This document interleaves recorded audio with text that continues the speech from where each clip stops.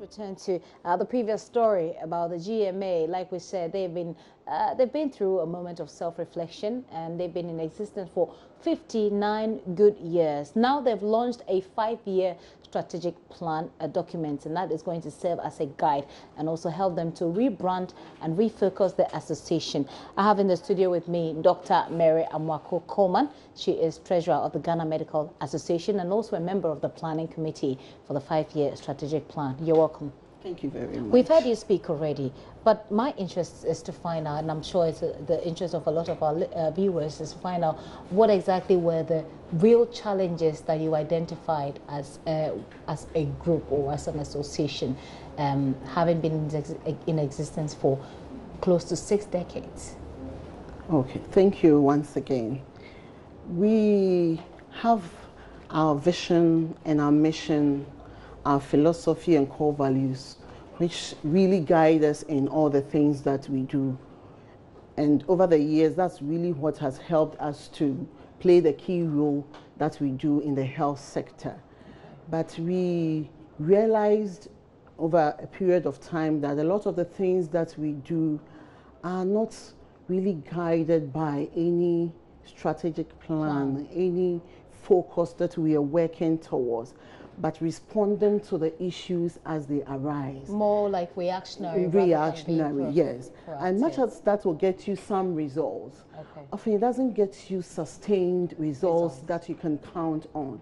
And because of that and a few other factors, we thought it necessary to come out with a strategic plan, because really what a strategic plan does is to focus you and guide you through set indicators and targets that you work towards. And that is why we are repositioning ourselves to go that way. So the GMA is still guided by those vision, missions and philosophies, but we are going to re-strategize to be more effective, to be more relevant, and make sure that our professionalism stands out. Yeah. I see. So in that case, let me find out from you what exactly is going to change from the way the GMA has operated over the years and how it is going to operate now. Because now you've sort of admitted that you were doing things in ways that perhaps weren't sustainable. Now you've realized that you're rebranding, refocusing. What is going to change?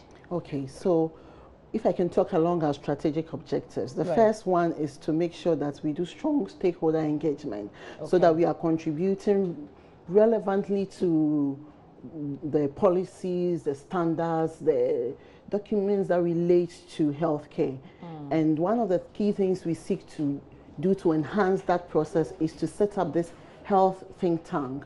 And with that, we're going to pull together various experts looking at the various aspects of health so that we are thinking about the issues even before they arise and providing relevant suggestions to the various stakeholders at the different levels so that our contributions are more focused, factual and relevant. When it comes to the second one, which talks about promoting self-regulation, we acknowledge that a lot of things have happened with respect to our practice that is really not in good taste. Like? I mean, I'm talking about malpractices. Yes, so a few people out there.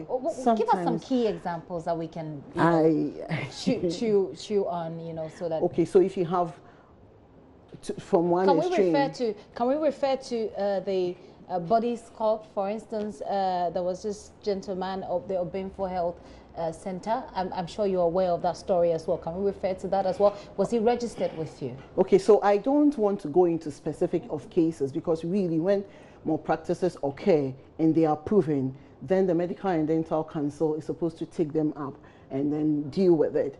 But but then are those parts of the things that make you feel as an association that we've not really done the right thing all the time? Yes, so we think that we need to be sure that wherever our members are located, we know each other and we know what we are doing, and our members are constantly informed of the standards and practices, because sometimes people go outside, they see things and they think they can just carry them through. But sometimes the regulations are different in our environment. So if we educate our members and they know what is required, then people will not just get up and do anything at all. And we intend to sometimes have the issues come up, deal with it ourselves sanctions. We have our own ethics and regulatory body as an association. Okay. We deal with it and caution people, correct people, so that some of these things can be stopped right when they are starting. What are the key issues that the GMA has been dealing with when it comes to delivery of health service in this country? We've spoken about the quacks that we have in the system, or perhaps the people who are not doing something right, who are supposed to be doctors but are not doing something right. What are some of the main areas which you call low points for the GMA so far? Well, we know that when we talk about low points, it depends some of your on members the have perspective that been involved in things that didn't augur well for society and of course for the practice. Again, I want to emphasize that, because sometimes the findings of the Medical and Dental Council are not made known. Okay. So you don't get to know exactly what happens in behind the scenes. Right. But we have heard of stories of people, patients, clients, thinking that the quality of care they received, for example, in some places are not up to notch. Okay. And we as an association have been pushing for quality of care in this country. Okay. We have worked towards making sure that the National Health Insurance Scheme comes on board and its operations are standard and sustainable. And that's something going forward we want to do in even a more sustained manner. Yes. Let's look at the role of the GMA in health service delivery generally in this country. What would you say? What can the association hit its chest, like we say in local parlance, to as proof of your real relevance to society? I mean, what are you so proud of as an association in terms of health delivery in this country? Okay, that's a good question, but I think that before I go to that, we need to understand that when it comes to healthcare, it's a lot of players. It's not just doctors, so to speak. I'm looking at it from your perspective. So perspective. from our perspective, we have doctors who are first in the public sector and then the private sector. Okay. And we have doctors who sit in the clinics, who we call clinicians. We have those in the public health sector, one of which I am. Okay. And at all these levels, when we talk about even in the clinics, I'm sure that even though the numbers are not encouraging as you go down to the district level, you will find doctors in every district leading and providing the sort of care that our clients want. When it comes to the policy decisions that guide what goes into what should be given to which level of care, doctors are also part of it, either those in the clinic who are brought in to bring their clinical expertise, or the public health people who sit there and do the research and make sure that preventive services are reaching our people. Okay.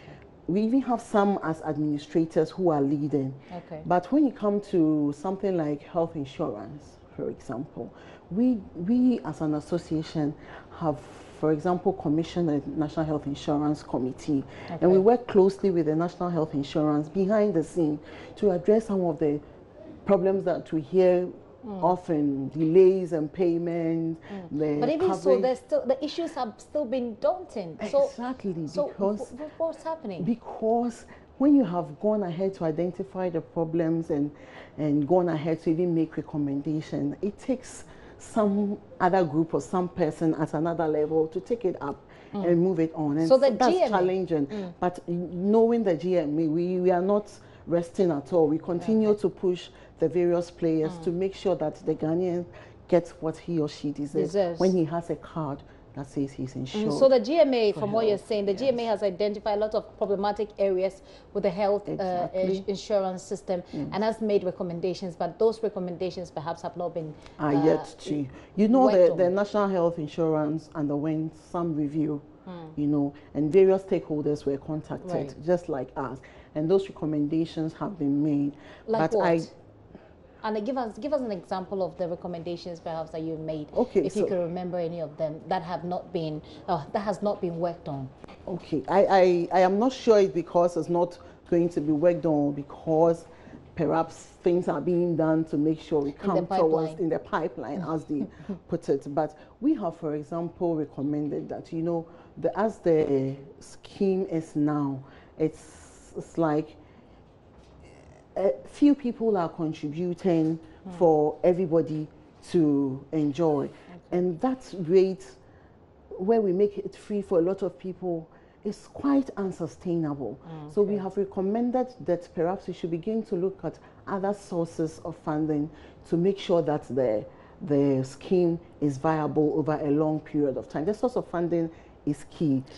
Yes, and plus other recommendations that we have made. Okay, so the NHI, of course, is not sustainable if it remains free, and it's somebody has to pay for it. Somebody has to pay for it. Yes, and we must be sure of that source. You know, if we decide that we want to make it free for whatever reason, that is fine, as long as the money is coming into the scheme for the scheme to use to work, so that people, when they get to the service delivery point, are not denying the kind of services and products that the scheme assures them of. People have been disappointed when they've heard about how much doctors receive, because we all have this perception about doctors, and when you're growing up, a lot of your parents or family members want you to be a doctor because it's nice and it's prestigious. When it comes to such issues about remuneration for your members, what is the GMA's major problem, and if you could link that to the brain drain? Well, when it comes to doing medicine, I'm sure by now every Ghanaian knows that you do medicine not because of the money, but maybe perhaps the prestige that comes with it. If that is your goal, that is a better one than money, because otherwise you'll be very disappointed with respect to the sort of pedigree people hold you on to. But again, everybody wants to be able to go to the market and have a good feel of it, but it's more than that. We have advocated in the past for our conditions of service. It took years, but for some reason it never happened till last year when we got it started. And that conditions of service has monetary aspects and also non-monetary aspects. How far with that? We've been able to get the monetary aspect rolling, but there are essential non-monetary aspects which are still hanging. For example, postgraduate training for our members. In our conditions of services, specify that it will be taken care of, but as of now, we don't have any clear instruction to or assurance to doctors that that is being taken care of. And so that's one of the things we are working on with the ministry to be able to resolve. Health for doctors, for example. I mean, people work in institutions and we see them and the institutions pay off their health bills. But we as doctors work in facilities, and at the end of the day we have to put money down sometimes before we can even get the services. Afterwards you pay before you check out. Wow. But in our conditions of service, we are supposed to get that now, and yet we don't have that running in a lot of the facilities. So that's also one of the things. But we're not going to see you go on strike we are not anytime soon. Again, one of the repositioning that we are doing is we don't want Ghanaians to think that the Ghana Medical Association just wants to be on the rampage all the time. We do a lot of work in the background to make sure that things are settled amicably, and we make a lot of compromises when it comes to negotiations.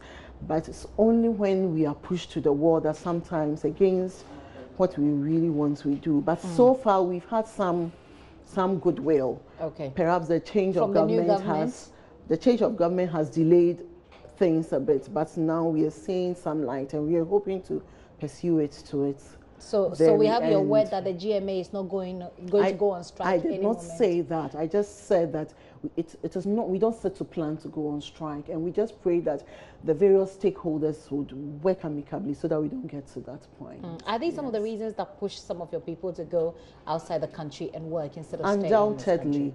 Undoubtedly. So the amount of money that comes to your pocket, but also soft issues like opportunities for. It depends on the level of the doctor, and I think that we don't want to go into that now. But okay, I will go into that. But finish with the point you were making about the soft issues like postgraduate training. When you finish medical school, you do your housemanship. You work as a general practitioner for some time. You want to develop yourself further, not just for yourself, but Yeah. in doing that, you do it for the clients, because the client is able to get some specialized care instead of having to travel abroad or die from complications because nobody. And yet we see that the opportunities to do that are limited. We have the College of Physicians and Surgeons, which is really coming to help us a lot. But now payment for that is becoming a problem. And we are hoping to resolve that sooner than later. Okay, yes. We can't do much but to wish you well with the GMA because when our doctors are healthy, we believe that we'll be healthy as well. But how much do you say an average doctor receives again? I think roughly. I mean, give me a range. You don't have to give me that amount. Give me a range. I'm not sure. Let's say you've just finished school and I'm not sure that is a prudent thing to sit on TV and say. I mean, people advocate, depending on their level, have their levels of so the first salary. level one will take you don't like want to if you find a doctor who wants to tell you their salary in private, I think that would be great. Okay, maybe you tell me after the interview. Thank you very much for the opportunity. I've been speaking with Dr. Mary Amwako Coleman. She's treasurer with the Ghana Medical Association and also a member of the planning committee for the 5-year strategic plan. The GMA is looking to rebrand itself, refocus, so that we as the people of Ghana will benefit more from their work. Thank you very much for passing through, Dr. Coleman. Thank you too. Okay, you're still here with me, Gifty and Dopia. The show is The Pulse. I'm going to take a very quick break. When I return, you certainly want to stay and listen to what patrons of alcoholic beverages have to say about the Adonko Bitter brouhaha, between the Adonko Bitters and the FDA. I've got the Drunkards Association in the studio, and they will be talking to me right after this break. Please stay.